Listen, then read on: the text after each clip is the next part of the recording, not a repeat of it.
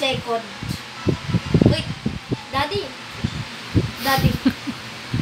Daddy, di ba kanina po nabit ko yung pinakamabilis? Iba naman. Daddy. Taas kamay. Di ba po kanina Yan, good job. Yung pinakamalakas sa sasakyan, tapos 100 Sige. Ngayon nandun Taas kamay. Taas kamay. Ang ganon. Ano pa? Sa ulo naman. Sa ulo. Galing ah. Ano pa? Galing, no? Whoop! Sa dito naman, sa tiyan.